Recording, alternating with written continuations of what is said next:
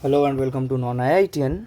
So, in this particular lecture, we're going to talk about three very important groups, and this lecture probably be a bit long because I want to cover the whole of symmetric groups, alternating groups, and dihedral groups in a single lecture, so that we have all the contents to deal with typical homomorphisms in some sense, which we're going to do in the next lecture. So in this particular lecture, as I said, we will just be talking about symmetric groups. So we will be talking about symmetric groups, alternating groups,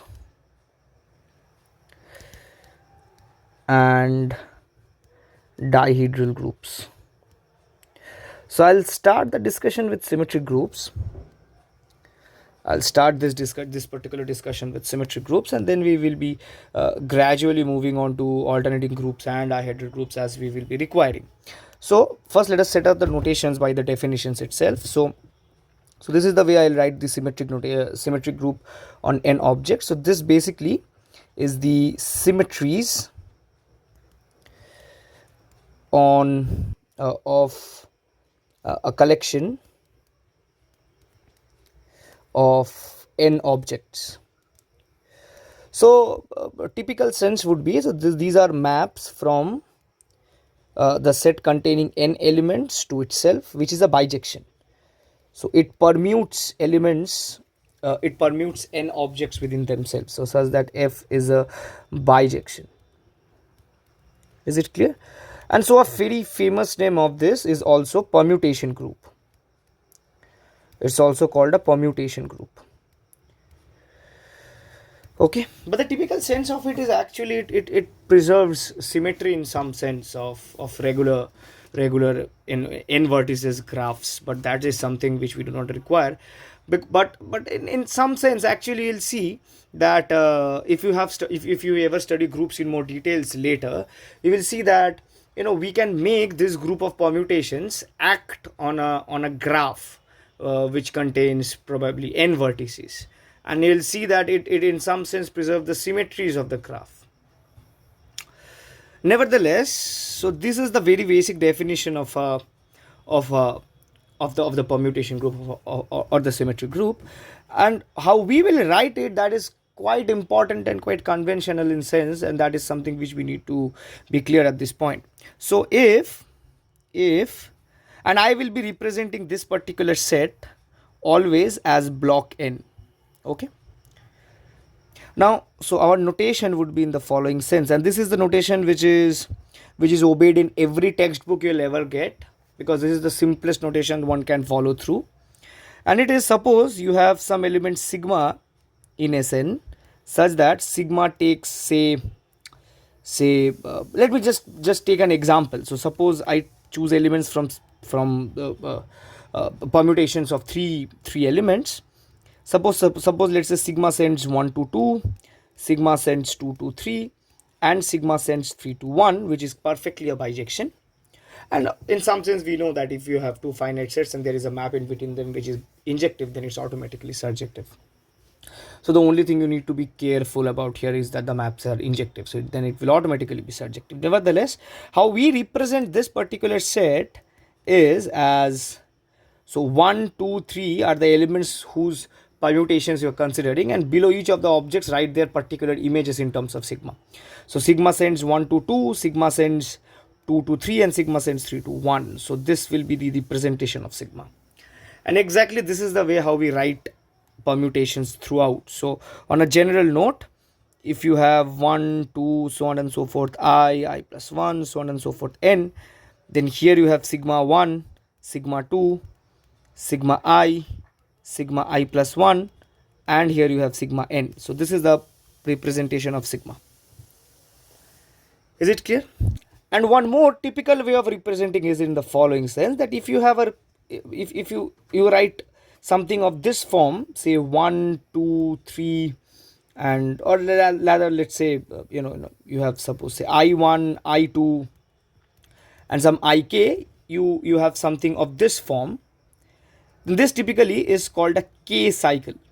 Okay, and this is also a permutation because this represents that I2 one second.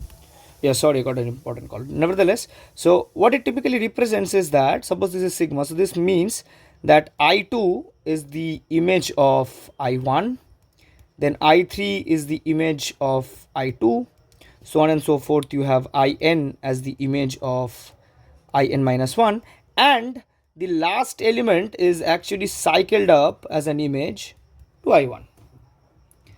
So for example, if you have 1, 2, 3, then this represents the permutation which sends 1 to 2, 2 to 3, and 3 back to 1.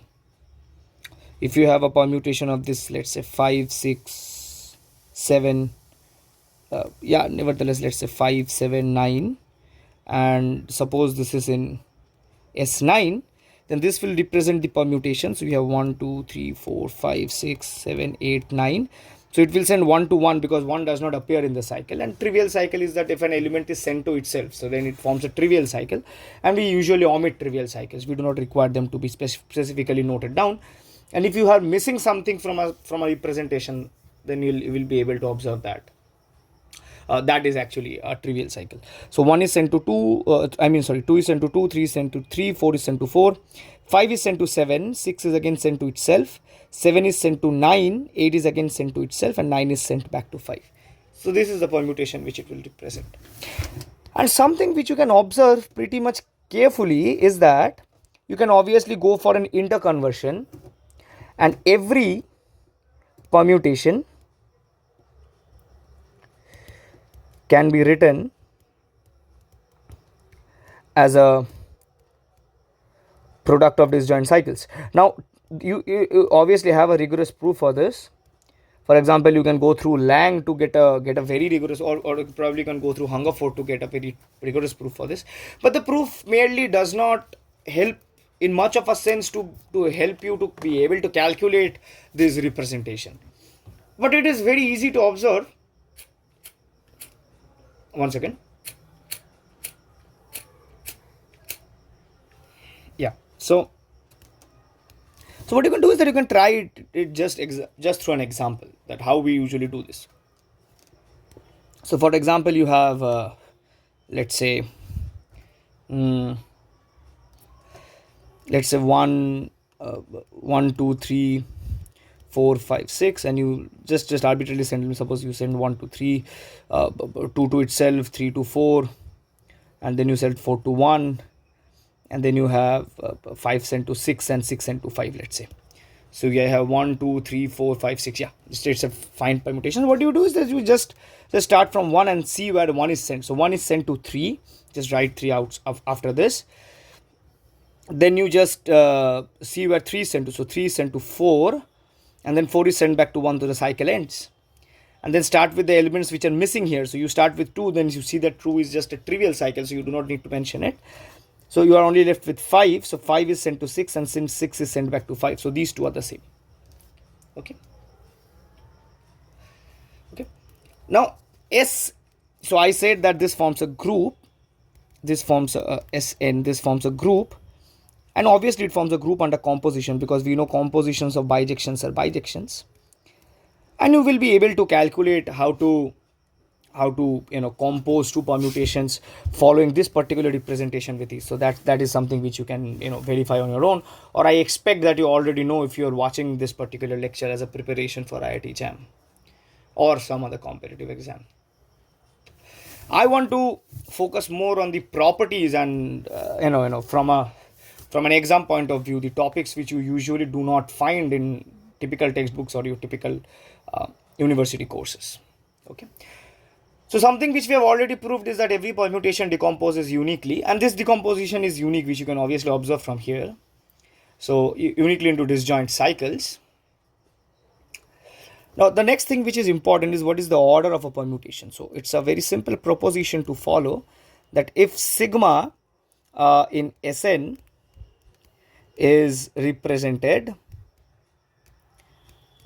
let me just decrease the thickness a bit, is represented as sigma is equal to, for example, let's say sigma 1, sigma 2 till sigma k, such that sigma i's are disjoint cycles,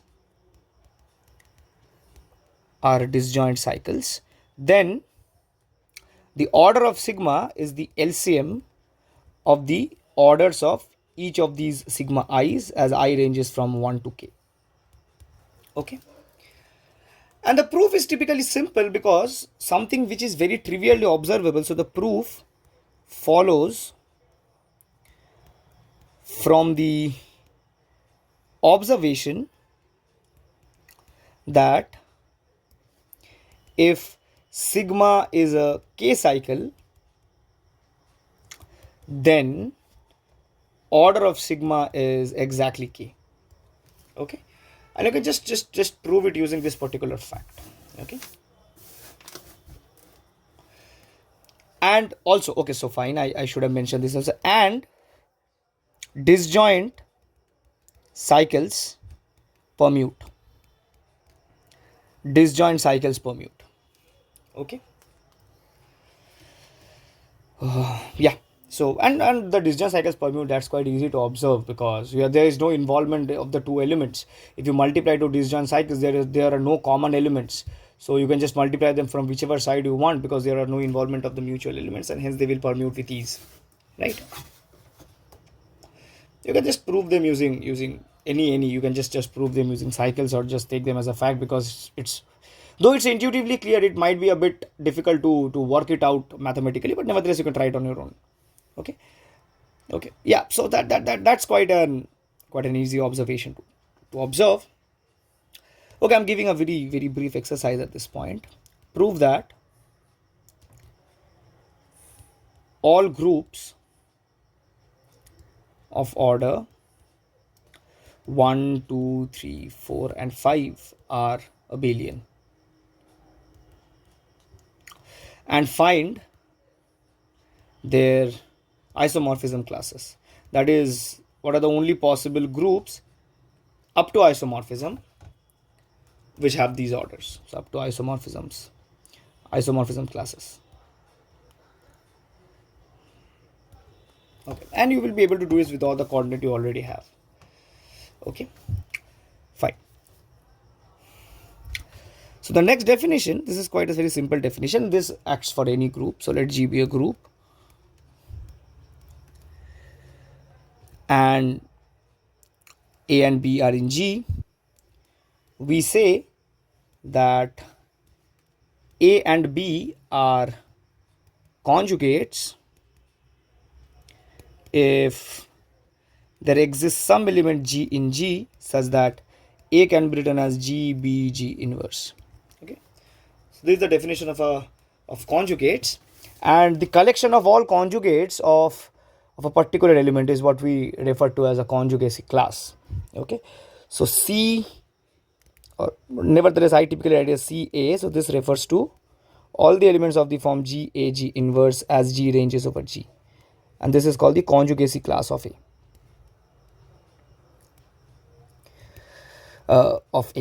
Now if you remember group action, so we had defined an action of a group on itself by conjugation. That is, we defined an action which sends G acting on X as G X G inverse, and then this actually gave us a homomorphism if we require.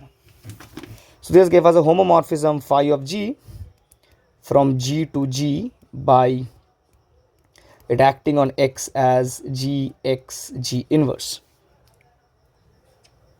Right. Now something which you can observe from here is the following. That is, this homomorphism is actually surjective, because so this is a surjective homomorphism. I do not recall whether I have ever treated this out, but this is surjective because as if X is in G, then the map G inverse XG, it will be X. So it's a surjective homomorphism, and moreover the kernel of phi of G are exactly those elements. So these are exactly those elements X in G such that G of X equal to X of G. So these are those elements which commute with G. So this is nothing but the centralizer of G. Okay, and the image of phi of g are the collection of all those elements g x g inverse such that x is in G. So this is nothing but, as we defined, the conjugacy class of G. And so therefore by, okay, I'm getting a call again. Okay, fine. So by isomorphism theorem,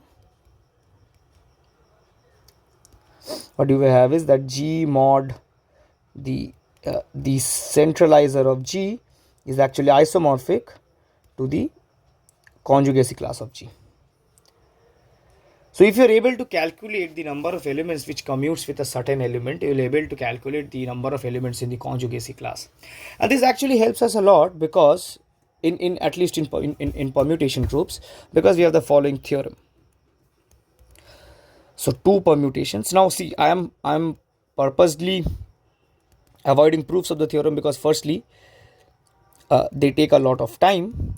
And secondly, if you are too curious about the proofs, you can refer textbooks, and referring textbooks is actually a very good habit. So two permutations in Sn are conjugates if and only if they have the same cycle type. And the proof, or at least from one side, it follows from the fact that if you take sigma and if you have a permutation, let's say a cycle, let's say I1, I2 and Ik, and sigma inverse, then this is nothing but the cycle sigma of I1, sigma of I2, so on and so forth till sigma of Ik. So conjugacy preserves the cycle type. Okay, so this follows from one end, and the other end you can just explicitly construct a permutation which sends a cycle to another cycle of the same length. Okay, but then what does it represent? So what do I mean by a cycle type? So basically, if sigma is represented as sigma 1 times sigma 2 times sigma k, where sigma I is a cycle of length. Okay, so let me just write it as sigma I1, sigma I2 and sigma Ik, cycle of length Ik, then the cycle type of sigma are specifically the lengths of each of them. So I1, I2 till Ik. And if I include all the trivial cycles as well in this representation, then I should be readily getting then the sum of all these lengths should be exactly equal to n, right? So therefore, and see, any cycle type will correspond to such partitions of n. So this is nothing but a partition of n, right? So this is just a partition of n, and all cycle types will automatically be corresponding to all possible partitions of n. So what we typically have observed is the following corollary, is that conjugacy classes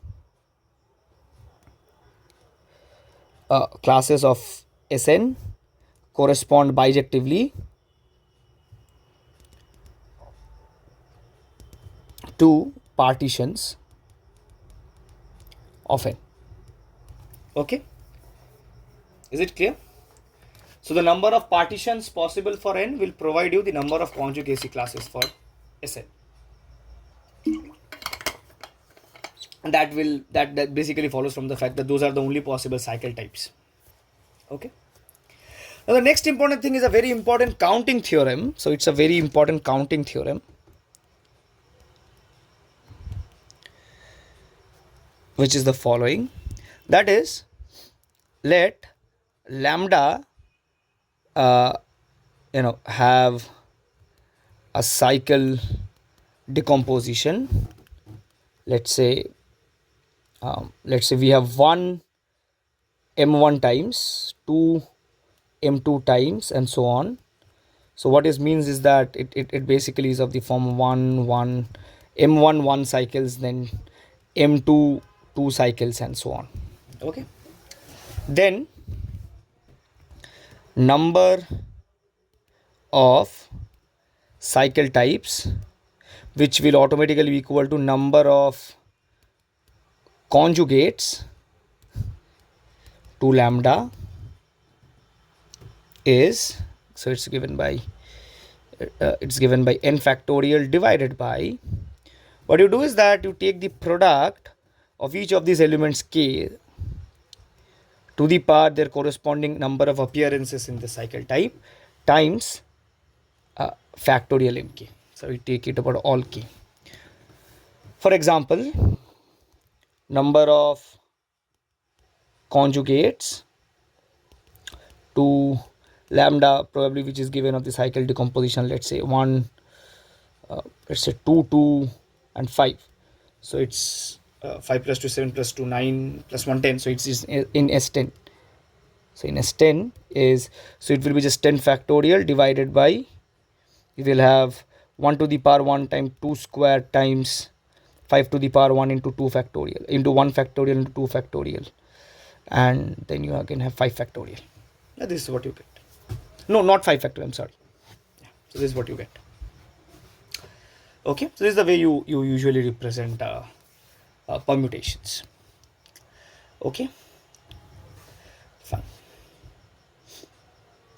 So this will automatically give you the number of elements of or number of conjugates to a given element whose cycle decomposition you already know. The next thing is, I do not want to give the theorem here exactly because the theorem requires something called a Reith product of groups, which is highly out of bound of probably of a typical postgraduate syllabus as well.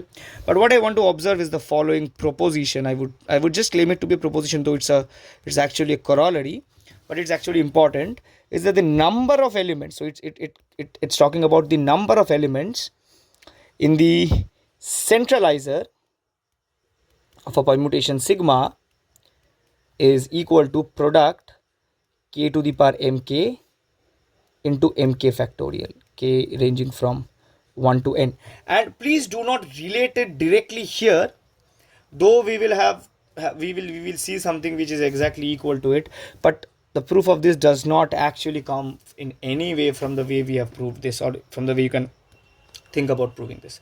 This has a very complicated background which comes from Reith product, so I'm just leaving it here. So moreover, how does this help us? So moreover, what we know that the cardinality of the conjugacy class of sigma, this is exactly the cardinality of Sn divided by the cardinality of the conjugacy class of Sn. The centralizer of sigma in Sn. So it is nothing but n factorial over product k to the power mk times mk factorial. So it's coming out to be the same, the number of elements in a conjugacy class. This represents the number of elements in a conjugacy class, which actually equals the number of conjugacy classes in some sense. Okay, fine. Fine. Now the next definition is quite important. So definition: a two cycle is called a transposition. A two cycle is called a transposition, and any sigma in Sn is representable as a product of transpositions, not disjointly. Okay, we cannot represent it disjointly, but we can represent it as a product of transpositions. And from here, okay, so what we can do is that we can define a very important homomorphism. So we can define a homomorphism SGN from Sn to the group of two elements written multiplicatively, which contains only 1 and minus 1. And what it does is it takes a permutation sigma and maps it to minus 1 to the power the number of transpositions in the representation of sigma. Okay, for example, if you are able to represent, for example, if you are able to represent as 1 2 2 3 3 4, for example, then the sign of sigma would be minus 1 to the power 3, so it will be minus 1. Okay, fine. Now this is a very simple exercise, so prove that SGN is a SGN is a surjective homomorphism. Is a surjective homomorphism. Now once you have this in hand, what can you say? So from here you can say that by isomorphism theorem again. So by isomorphism theorem, you have Sn divided by the kernel of the permutation, the homomorphism sigma is isomorphic to Z2 actually. Okay, it's actually isomorphic to Z2 in some sense, up to isomorphism obviously. Okay. Now, so what does the kernel of sigma kernel of this sign homomorphism basically contain? So it contains all those homomorphism in this such that sigma is represented with an even number of transpositions.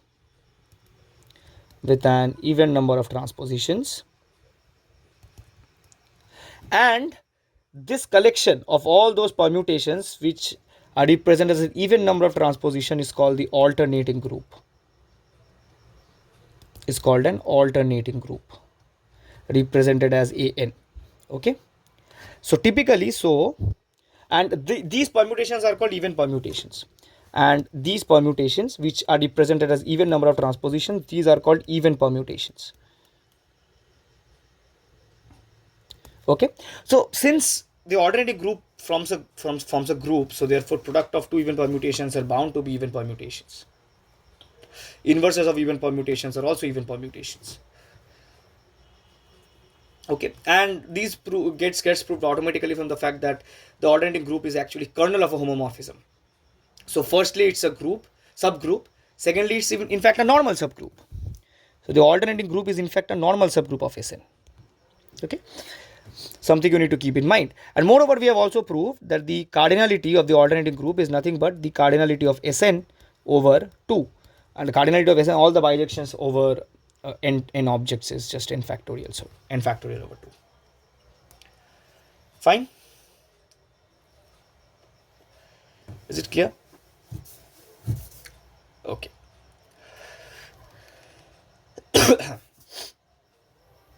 Fine. Now we have something which we can try and prove. Is that all? You can just take it as a fact for now. So important fact. An is generated by all 3 cycles. Okay, An is generated by 3 cycles. Another important fact is that Sn is generated by the set of transpositions of the form I plus 1, so 1 greater than or equal to I less than n. So these are generated by all adjacent transpositions. So these are called adjacent transpositions. Okay, fine. Now something which is highly important at this point is to say the following, is that, so again a fact, important fact, though it's a very important theorem to be able to prove, but again I said I'm not focusing on proofs at all at this point, because I'm not just trying to make it into a very rigorous course on group theory. I want to make it a course on competitive level mathematics, but nevertheless you can find any standard textbook to get a proof of all these facts. The fact is, for all n greater than or equal to 5, the only normal subgroups of Sn are the identity subgroup, which is trivial, the alternating group, and Sn itself. Okay, is it clear? Now recall what we had the definition.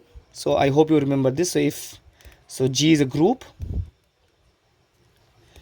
So we say In and G as the collection of all inner automorphisms. So these are all automorphisms phi of G in the automorphism group of G, such that phi G of X acts as a conjugation. So it's just G X G inverse, where G is some element in G. So this is called the collection of all inner automorphisms. And the very important fact is that for all natural numbers not equal to 6, the automorphism group of Sn is exactly equal to the inner automorphism group of Sn. That is, the only automorphisms are inner automorphisms. In the group S6 you have outer automorphisms. Okay. In fact, A6 is basically isomorphic to the group PSL29, which are in some sense the deals with the geometry of an icosahedron. Okay, but again, it's becoming too much complicated to talk about that. Fine. Okay. What more should I be talking about at this point?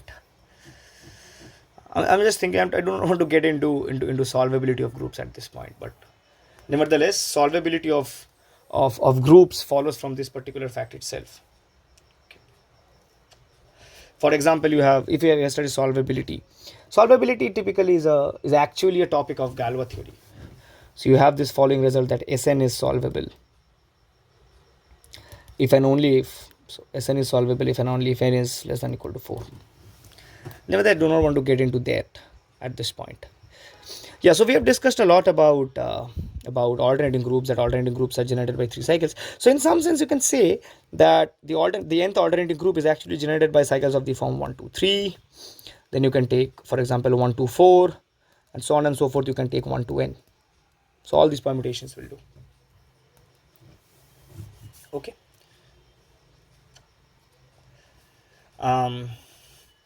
Yeah.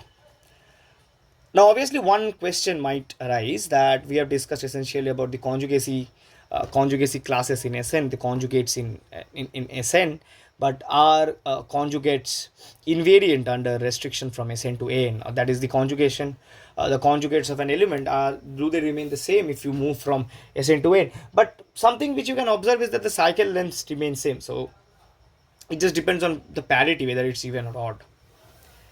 So there's a very important theorem in that context, which is the following. So let sigma be an element of An, then its Sn conjugacy class, that is the conjugacy class of the element sigma in Sn, either remains the same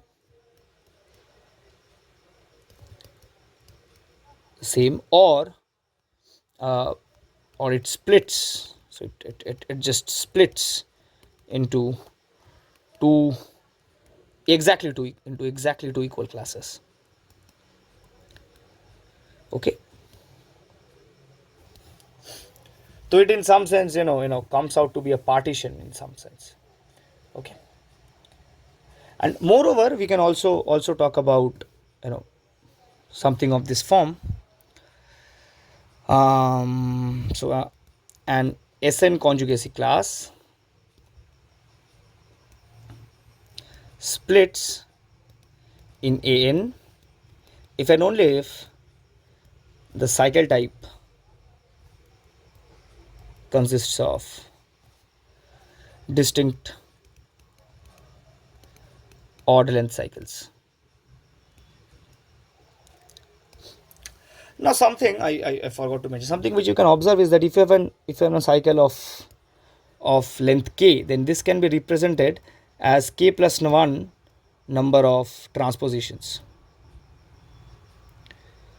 For example, 1, 2, 3 is nothing but 1, 3 into 1, 2. So here 1 goes to 2 and here 2 goes to 2 itself, so 1 goes to 2. Here you have 2 goes to 1 and here 1 goes to 3, so here 2 goes to 3. Right?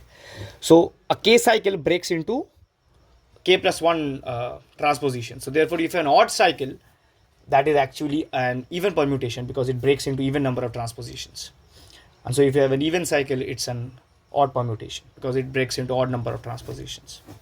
Okay. Fine.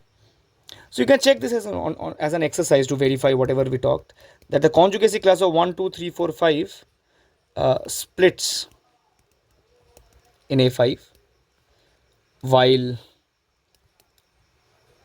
that of 1, 2, 3, 4, 5, 6 doesn't. Now, I will obviously advise each of you to go through each of these exercises with all your guts, because the best way to learn these sort of things are to do things on your own. So it will actually help you a lot. Okay. Fine. Now, so we have already discussed about the fact that AN, the alternating group on n objects, this actually is generated by all three cycles. So what can we say about let's say, so that actually helps you to prove the following lemma. That is, if a normal subgroup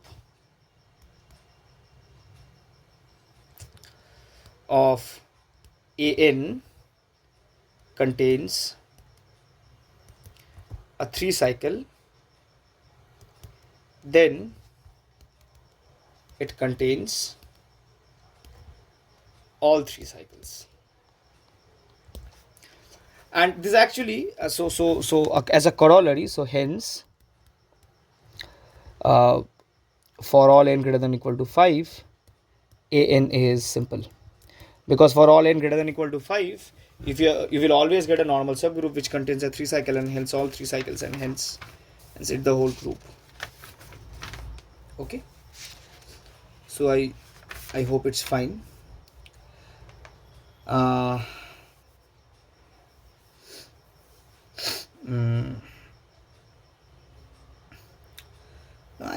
I was thinking about giving something more, but I'm probably forgetting it out. Yeah, so another important example of a very important thing is the following definition. So let G be a group and let H be a subgroup of G. Then we define the core of H as the intersection of over all the elements in G of conjugates of G.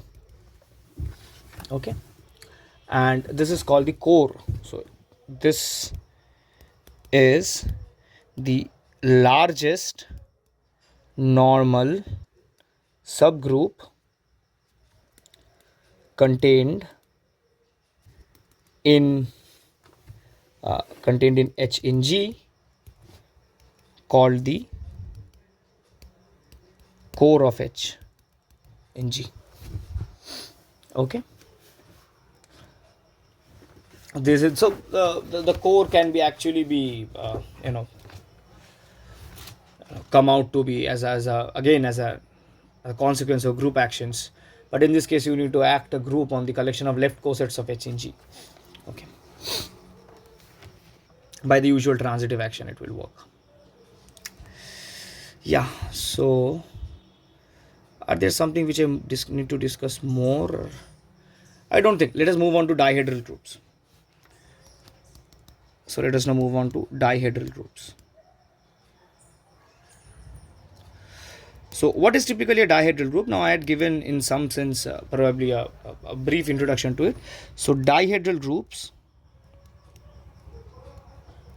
which we write as Dn, so this represents the symmetries of a n-gon, regular n-gon. Okay, so it can be identified, or it is obviously identified as a subgroup of Sn, right? Because after all, these are only symmetries again, subgroup of Sn. So for example, if you have, remember I had given this particular thing. So if you have a square with 4 vertices, obviously, so this is a square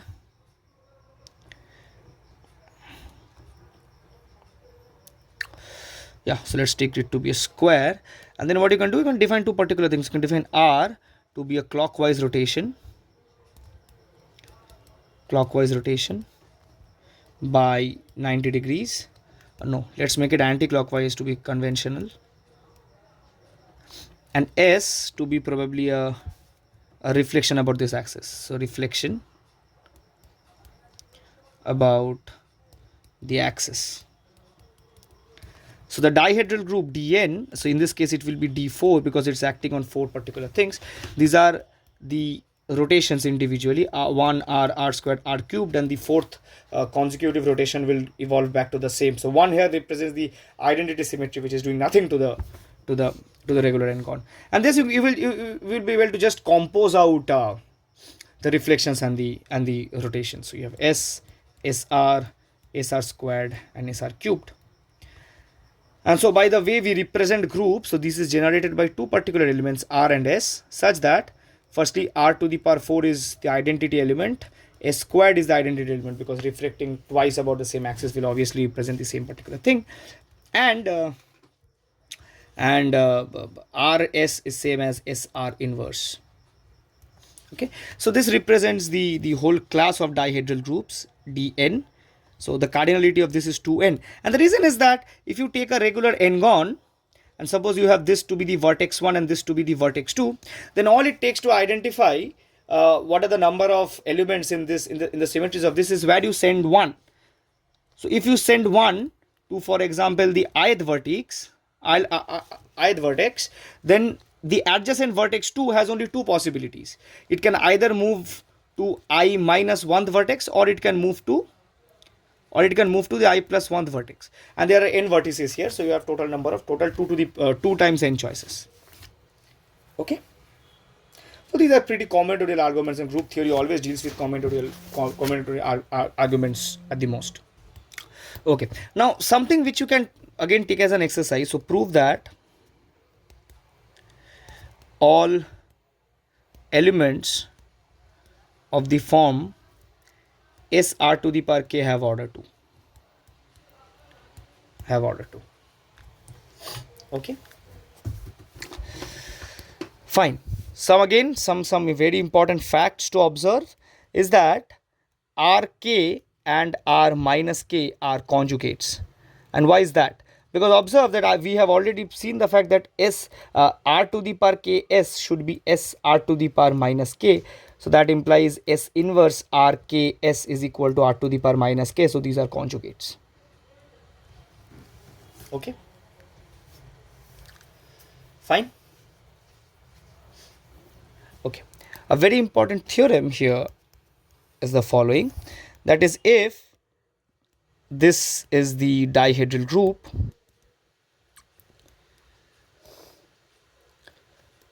corresponding to a regular n-gon and n is odd, then all reflections form a single conjugacy class.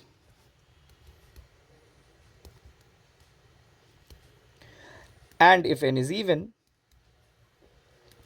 then reflections split into two classes. And the proof of this is quite easy to observe. Observe that R to the power m times some element SR to the power k times R to the power minus m is nothing but SR to the power k plus 2m. So therefore, if n is odd, 2 is invertible modulo n, and hence all reflections are conjugate.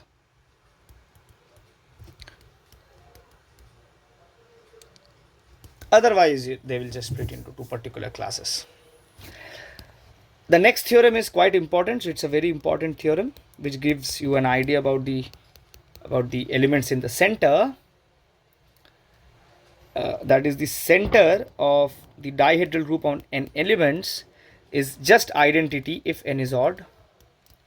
Otherwise, it consists of the identity and the element R to the power n by 2 if n is even. And these are the only elements in the conjugates. In the center. Okay.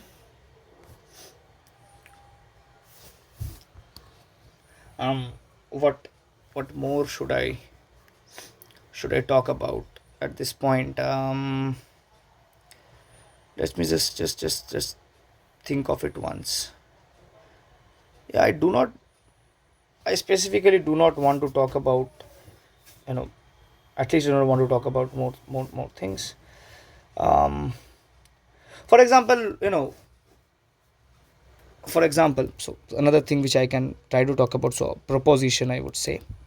So elements of order D exists in Dn if and only if D divides n, or d is equal to 2. In that case, number of elements of order d,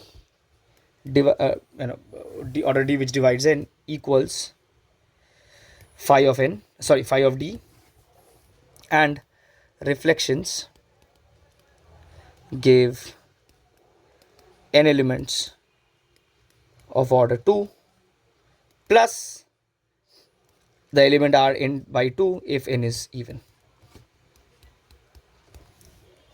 Okay, is it clear? So typically, what can I say is that the number of involutions in d to n equals n, that are the only the reflections. So involutions means squared is 1, order 2, and if n is odd, that is all the reflections, and n plus 1 if n is even. So these are all the reflections plus the element rn by 2. Yeah, I think this much will do. I do not need to talk about something more at this point. Later we might be talking about Burnside lemma if I feel about it. But nevertheless, this is all for this lecture. In the next lecture, we will talk about homomorphisms primarily, and then we'll see whether I need to discuss something more or not. So meet you guys in the next lecture.